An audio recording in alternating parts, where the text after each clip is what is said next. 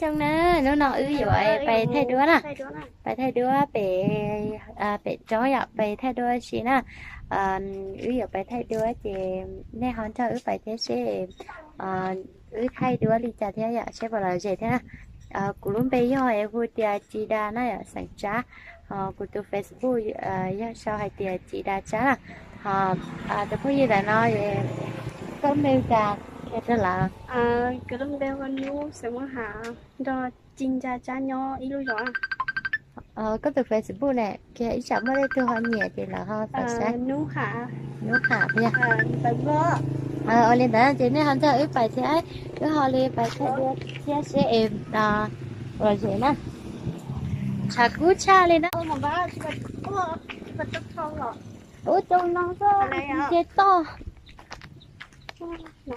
bài nó giờ bài nó đi đã cho món ta tắt lửa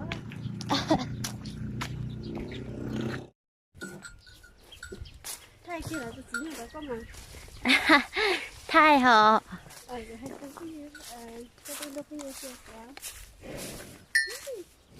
phá phá nó phải thay đứa kỳ phá phá thay cho nó ta chỉ mà sợ xa thay chị thế nào là dùng bùa thế này cứ giờ thì đưa và tỉa là tên con bùa to thế thế là dùng cái dùng bùa gì to thì la bài liền nè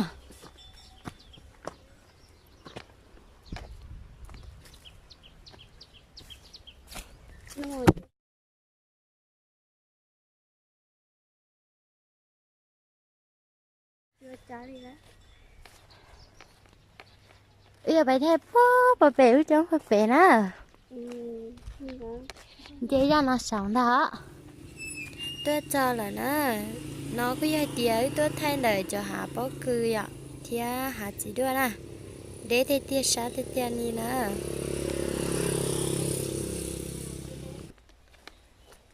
chỉ đưa tôi chỉ xia lần đó mấy sao nó chỉ đưa vậy đẹp mà tôi là chỉ đưa đẹp mà trong câu thì là tôi thay đổi tên nào xem nào trong câu mà thật tông chỉ chê nè cho nên trong câu nè vậy cha chưa cho nên trong câu chê nó từ lần câu này giờ tôi thay đổi nè bé xe này thay đổi khó thế nào thì trong câu thiên nên lúc bé hùa nú hả họ tụm bờ vẹt do nú sành hà do linh thì sẵn chạy sau đó tròn được vẹt tao nè nó kia lúc của xe sao tên là cơ cá chơi rồi cá hẹn lỡ chỉ cho cái ngài có chó tên chữ này nó chỉ đó nè linh thì em nhỏ chỉ tôi phải năm cá chụp lại đấy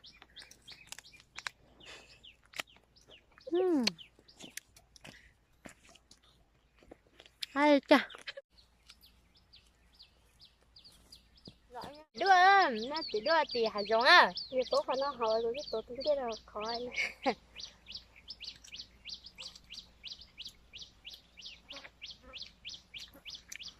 lên tua chứ thì nó không giờ mong chứ mà giờ là tôi tạo tên tôi mà là chỉ bảo mà xài phân tông liền đã xì đã có cho nó là cú cho nên theo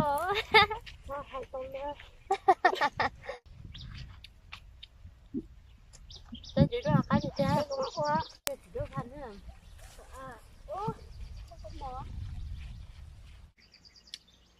có gì chơi nữa nè chở lo nè cái gì iya phun chắc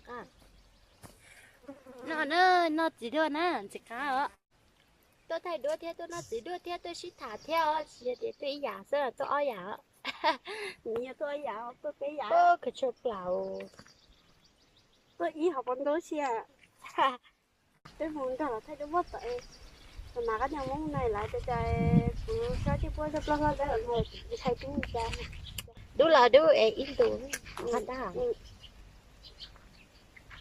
tôi phải chạy tôi có trái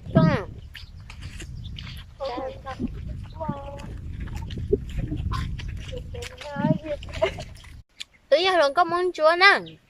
thế nào con chào muốn cho Để tụi chị nó bé tụi chín nó chúa. tụi nó muốn đỡ muốn chưa cái thế nó muốn chưa Của muốn đá của thiên đá ở con chín chúa. Chị chả có chạy là muốn chúa liều, con chào phải muốn đá nữa. để cho để ta lo nhé chỉ muốn là anh ta muốn đỡ anh ta muốn cho Tiền non ta cả. Cái nhà muốn đá cái tiền muốn chúa là tiền non ta. thì mà là thế cái mấy người nè nhưng mà đã chỉ muốn cho chả muốn cho đấy chả có chạy Thế à. Cái có quên là giờ kéo nên nhắn cho tên nào mà. nè giờ Quý na chị hả quý thế chị à? nè giờ na trời ta rồi chỉ giờ tan thao đấy hả Dạ. Giờ chàng. Sao muốn chúa hả? Có chủ hay luôn chúa. Của mua đá. Của hai lửa đá ở đó cái này. anh cho mà Hay phí cho có tài lên hả? hai tiếng luôn ta lấy tiền của chị cái khó ta sẽ Sao hay làm vậy không phải trong luôn. Thế nào? đúng mà lúc cha nó chơi cái bạch kia Ôi dạ. Lúc nào có một bạch thì tôi có một bạch chú vậy. nữa Mất cả là. bất cả Nó cái tụi cả coi cho cái tận này nếp bữa số mà. chả chúng cả Sao cả cái sao chụp thi khí khăn gì hết luôn.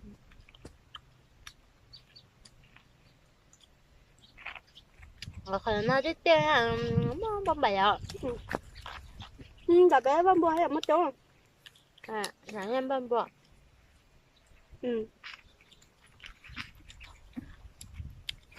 Thay đôi ạ. giờ mình giờ chỉ thôi Để xem mà có muốn cho cái muốn đa sư.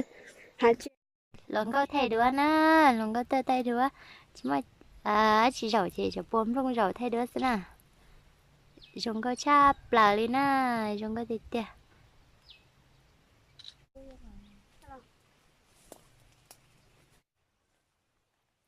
Lâu có thay đứa đi à. Chúng có nữa ba chúng có. Tôi nó là với bà chéo. Dạ. Nhìn lão nó ba bà chéo. Xá thì xá xưa tôi thấy đứa mà xá chụp lời. Là cho chế nè. Nếu nó cứ hay thì tao muốn thay đứa chế cứ thay mình chỉ cho nên sẽ và cái lời chế thế ạ chế. Nếu nó cứ hay thì lần gì này thì nó xứ bé mà xin chị nhá tao lựa chọn nó nhá chọn này à.